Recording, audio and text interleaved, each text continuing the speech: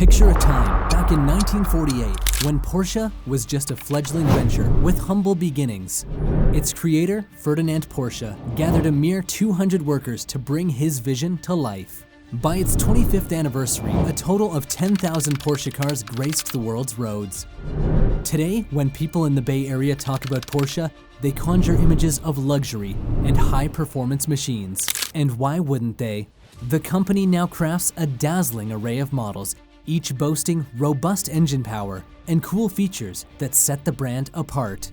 But behind the allure of Porsche's luxury, what shadows lurk in its history?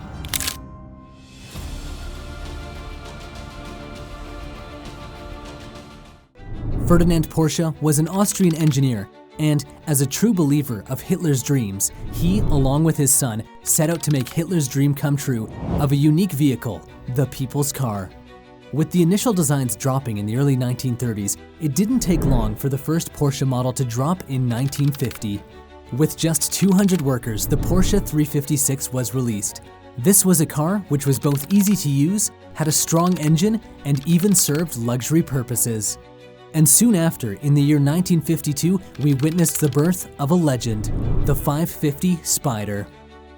This remarkable creation marked a pivotal moment for the automaker, setting the stage for a captivating journey of growth and innovation. As the years unfolded, Porsche's prowess continued to ascend, reaching a crescendo as they proudly unleashed their 10,000th vehicle upon the open roads, celebrating a quarter-century of excellence. But like everything in history, there comes a time when competitors emerge, or people just get bored of the same thing. So how exactly did the company manage to stay relevant and come out on top each time?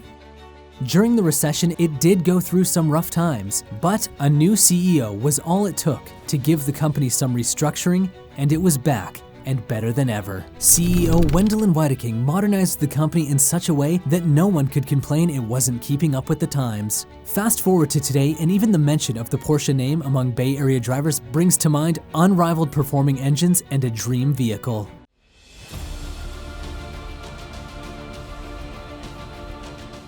During World War II, with the approval of the Führer himself, Ferdinand Porsche and his partner Albert Speer established a factory in a place called Fallersleben. Their factory was tasked with producing vehicles exclusively for military use due to the ongoing war. In 1942, the two partners used concentration camp inmates for mass-producing their cars. What better way to cut costs than make use of the available prisoners? In return for their labor, the inmates received comparatively better conditions than those in other camps. This camp initially housed 800 inmates transferred from the Neuengamme concentration camp. As time passed, more of them were brought to Erbitsdorf, and while it was very useful, the camp was disbanded in October of the same year.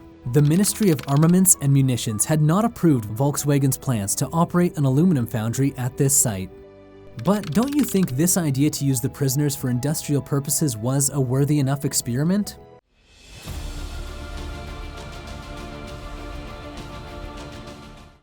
In November 1945, Porsche was asked to go to France and keep working on the Volkswagen car design. They also wanted him to move the factory stuff there because of the damage from the war. While he was in France, they also wanted him to help with another car called the Renault 4CV. But he didn't get along with the new boss of Renault, Pierre Lafachaux, who used to be a hero in the resistance during the war. The French government argued, and people in the car industry in France didn't like the idea, so they stopped the Volkswagen project before it even started. The following month, French police arrested Porsche along with Anton Pike and Ferry Porsche, believing that they were guilty. Ferry got out of jail after 6 months, but Ferdinand and Anton stayed locked up till after.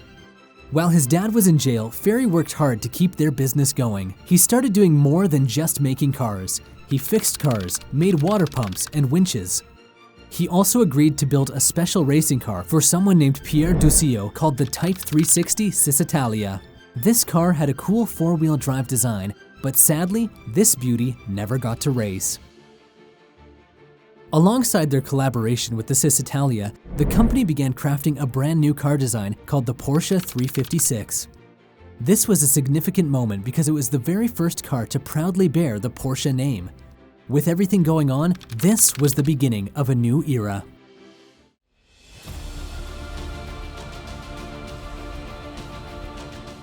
In 1949, the Porsche family returned to Stuttgart, but they faced a big challenge in getting their business back on track. The banks were hesitant to lend them money because their plant was still under an American embargo that couldn't be used as collateral. But they still had some valuable assets. So, Ferry came up with a pretty smart way to get the cash. He decided to take one of the limited 356 models they made in Gmund and went to Volkswagen dealers asking them to pay upfront for the cars they ordered.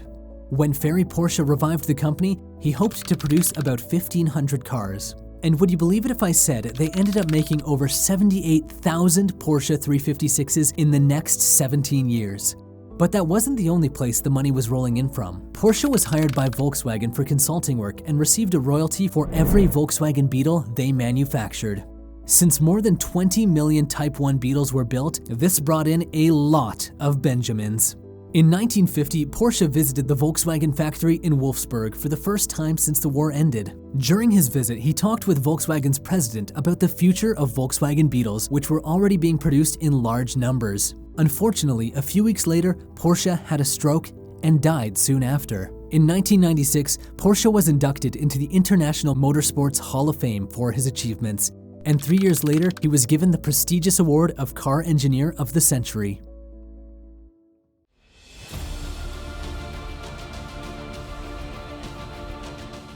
But that wasn't all for the company.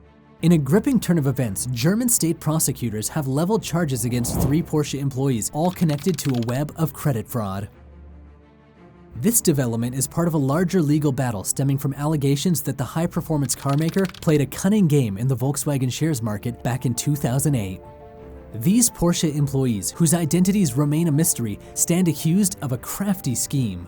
They allegedly provided false information regarding Porsche's ownership of Volkswagen ordinary shares during negotiations for 10 billion euro loan refinancing in March 2009. As for Porsche, the renowned company remained tight-lipped, leaving the world to ponder.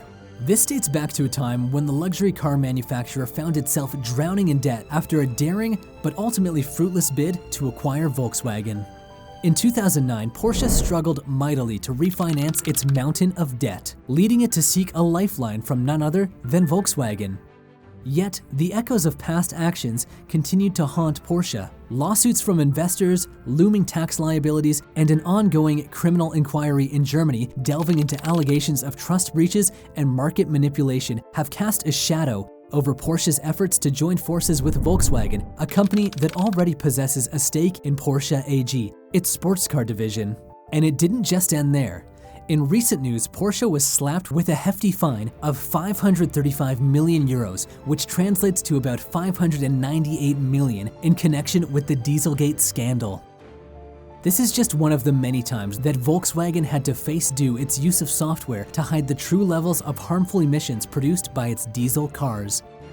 Authorities in Stuttgart revealed that the carmaker decided not to challenge this decision in court. The Dieselgate scandal initially came to light in 2015 when Volkswagen admitted to manipulating emissions tests on a whole of 11 million vehicles worldwide. In the wake of this scandal, numerous investors have filed lawsuits against Volkswagen seeking compensation for the financial losses they incurred when news of the deception came to light. In addition to these investors, hundreds of thousands of car owners, primarily in the United States and other countries, are also demanding compensation. Porsche, in reference to the fine, stated that the financial penalty had already been set aside within a provision of approximately 1 billion euros, which was accounted for by Volkswagen in the first quarter. The overall cost of the Dieselgate scandal has amounted to a staggering 30 billion euros for the Volkswagen Group. That's a massive hit to the reputation that took decades to build.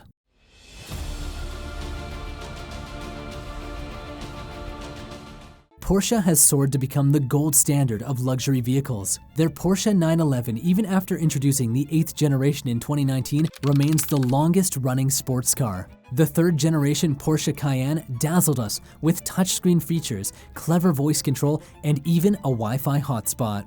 In over 90 years since its inception, the company has maintained its dominance in the luxury car industry, thanks to its pillars of power, speed, performance, family values, and durability. While Porsche's headquarters still call Stuttgart, Germany home, it's no longer just Porsche. You'll also find Volkswagen AG, Volkswagen AG owns the Porsche brand, and together they create the impressive lineup of Porsche vehicles we all know and love.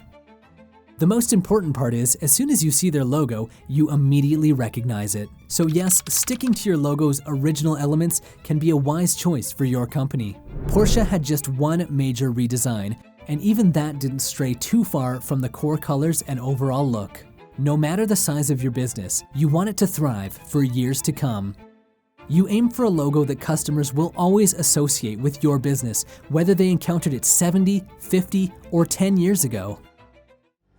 Porsche has shown the world its ability to evolve and adjust in a constantly changing market. And that, my friends, is a crucial trait for any company aspiring to maintain its relevance. Porsche's unstoppable momentum is undeniable. Notably, it holds the title of the car company with the highest profit per unit sold globally. Not just this, but analysts have hailed the Porsche Taycan as the most innovative car in the world, solidifying the brand's commitment to pushing the boundaries of automotive excellence.